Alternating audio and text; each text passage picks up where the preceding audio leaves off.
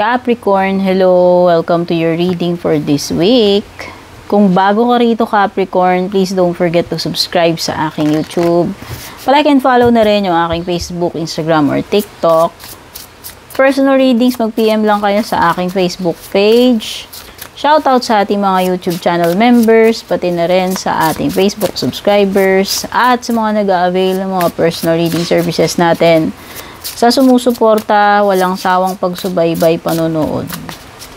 At bago tayo magchikahan ng iyong energies ngayong week na ito, Capricorn, bigay ko muna yung lucky numbers mo. Pwede mong i-rewind, i-pause kung nabibilisan ka sa pagdidikta ko, okay?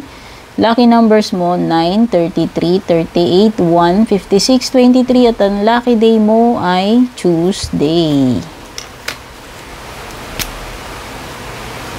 Cross out ko lang guys, nakakahilo, dami kong mga numbers dito.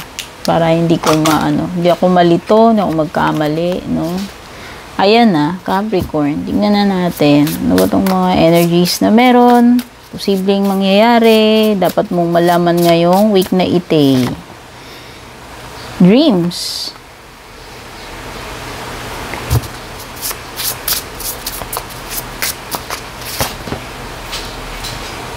Overcoming obstacles. Wow!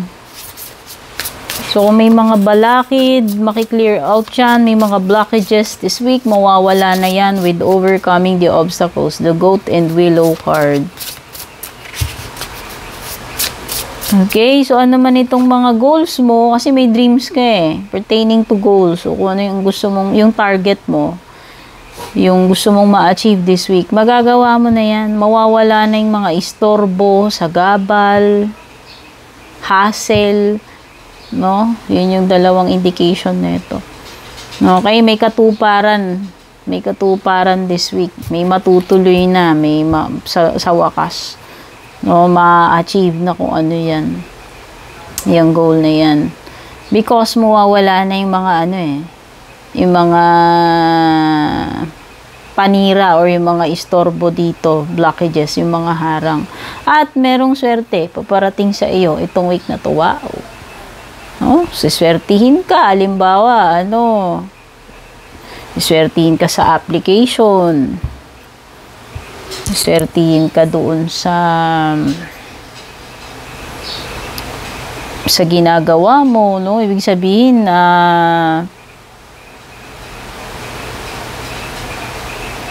halimbawa, makakarami ka ng benta. Ayan, pwedeng ganyan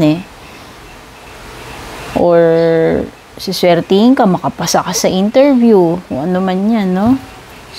Ano man yan, swerting paparating sa'yo. Tingnan pa natin yung energies mo naman pagdating sa iyong love life.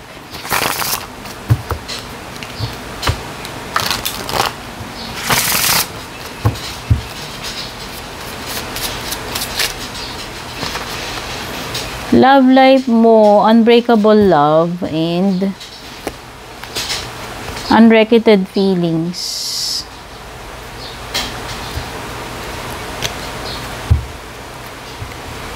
Ay, okay.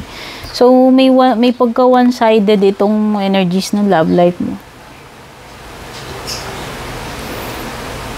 One of you is buhos-buhos ang kanyang devotion sa samahan ninyo or dito sa isa. Pero yung isa, hindi niya inaibibigay. Hindi equal. Ayan, So, may energy dito ng pagiging, hindi patas, hindi na i-reciprocate, hindi na isusukli yung dapat isukli dun sa isa. Pero yung isa is, devoted, one-sided itong week na ito. Okay? Pwedeng yung isa argabyado. Hindi niya nakukuha yung deserve niya No? So, kung halimbawa, deserve ng apology kasi may pagkakamali sa hindi maibibigay. Or buhos-buhos yung attention ng isa, tapos yung isa hindi siya napapansin or hindi na-appreciate. No? Basta may pagka, may pagka-unfair ngayong week na ito. No? love na love. Tapos yung isa parang dead ma. Hindi ko alam. May mga feelings dito na hindi nasusuklian, hindi natatapatan, hindi pantay, okay? Kaya ako sinabing unfair kasi hindi patas. Tingnan na natin yung iba pang energies mo.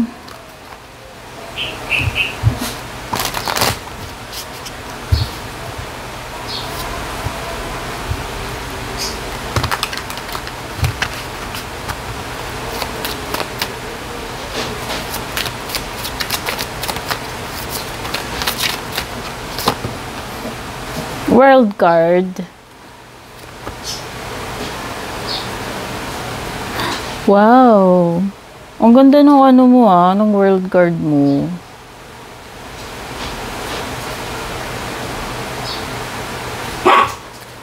Ito na nga yun, di ba sabi ko nga may maaano ka dito, may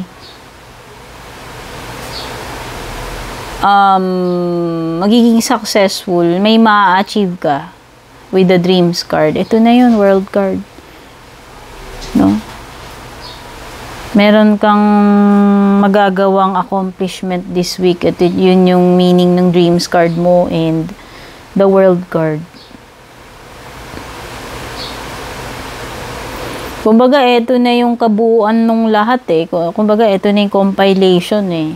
Nasa sayo na eh. Nakumpleto mo na, natapos mo na, nabuo mo na kung ano man ito binubuo mo. Oh. Halimbawa, nagko-compose ka ng kanta, ayun, pwedeng nabuo mo na. Or kung meron mang bayarin, hulugan, no? Pwedeng itong week na ito, mapu-fully paid mo na. Basta meron ditong something na matatapos, makukumpleto.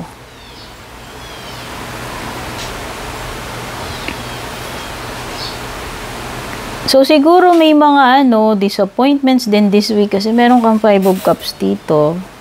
So, alalahanin mo lang, hindi naman lahat ng bagay para talaga sa atin, Capricorn. No? Indication nito, pwedeng may losses. May mawawala sa'yo, may pagkatalo, pagkalugi, failure. Pero, this is something na hindi mo masyadong dapat damdamin kasi nakikita ko na hindi naman ito yung hindi naman ito lang yung darating sa'yo kasi may 2 of Cups ka pa dyan. Okay? So, pwedeng may pwedeng siguro hindi lang talaga para sa'yo yun. Kaya, kumbaga, palagpasin mo na lang kasi meron namang kapalit yan. Ayan, 2 of Cups. Okay? May opportunity pa. Hindi lang yan. Okay? At saka meron ka dito, air sign, Gemini, Libra, Aquarius with the Queen of Swords.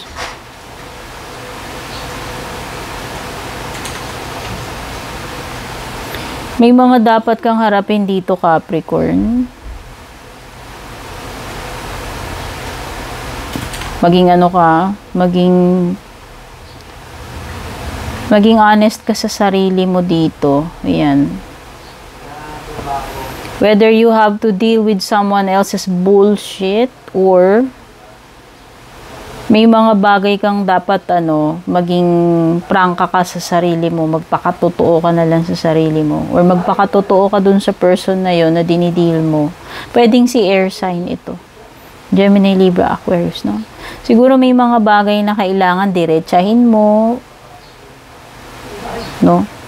Kumbaga walang halong keme. Wala nang paligoy-ligoy, diretsahan, no? At tignan pa natin yung mga paparating sa'yo this week.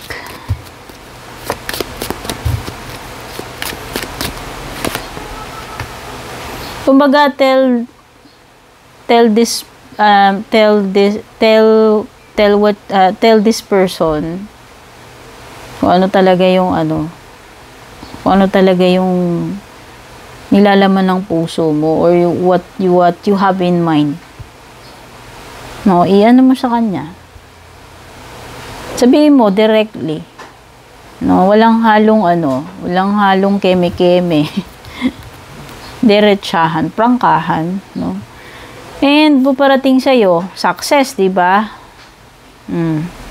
Solid foundation, success with effort. So, sa tingin ko, kung naman yung mga ginawa mong effort, masusuklian niya netong reward na success. Kasi pinaghirapan mo, nag-effort ka di ba? So, yung reward niya, makukuha mo this week. Meron ditong ma-accomplish, no? Ayan, alam mo, dami mong card ng success. Dami mong card ng success. Ayan, daling ko sa'yo lahat. Itong mga yan, meron kang basta merong successful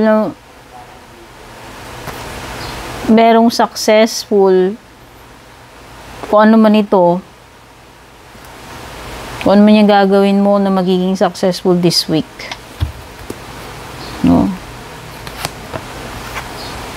Family sorrow, yun lang, may kalungkutan pagdating sa family. So, ingat, hindi ko alam kung tungkol saan to.